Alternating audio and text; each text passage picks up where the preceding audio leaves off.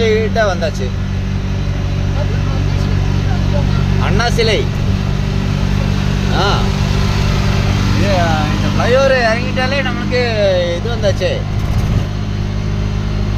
இறங்க போகிறோம் ஃப்ளைஓவரு. இன்னும் 2 நிமிஷத்தில் இறங்கிடுவோம்.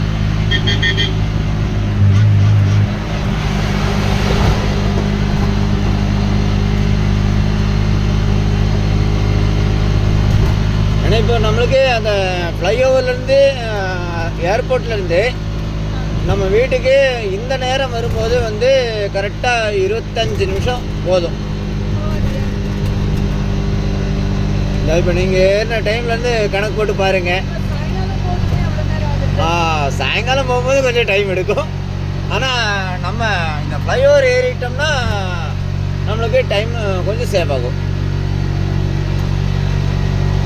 உப்பிலிப்பாளையம் சிக்னல்லேருந்து ஏறணும் கரெக்டாக. பாருங்கள், இப்போ நீங்கள் ஏறி எவ்வளோ நேரம் ஆச்சுங்க. அங்கேருந்து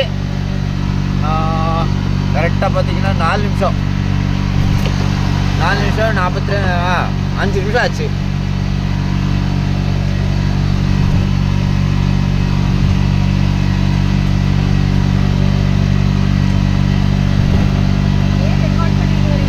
S, this is my YouTube channel. Yeah. அதனால தான் இது எடுத்திருக்கேன். இதில் வந்து கொஞ்சம் மிஸ்டேக் வேறு பண்ணி வச்சுருக்காங்க. இங்கேருந்து தடாகத்துக்கு வெறும் 10 கிலோமீட்டர் போட்டு வச்சுருக்குறாங்க சைன் போர்டு. பட் நம்ம வீட்டுக்கே வந்து 15 கிலோமீட்டர் இருக்கு. அந்த 15 கிலோமீட்டருக்கு இவங்க வந்து சரி டிவிஎஸ் நகர்லேருந்து தடாகத்துக்கு கரெக்டாக பார்த்தீங்கன்னா 7 கிலோமீட்டர் என்னமோ வருது. TVS Nagar to Gandhipuram 10 kilometre 7 kilometre வருது.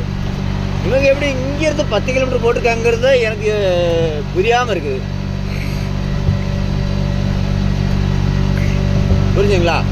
அதனால தான் ரெக்கார்ட் பண்ணுறது, வேற ஒன்றும் இல்லை. இந்த யூடியூப் சேனலில் நான் வந்து இனி எடிட் பண்ணுறதெல்லாம் எனக்கு தெரியாது. ஜஸ்ட்டு அப்லோடு, அவ்வளோதான். எனக்கு வந்து இது அப்லோடு பண்ணுறதுக்கெல்லாம் தெரியாது.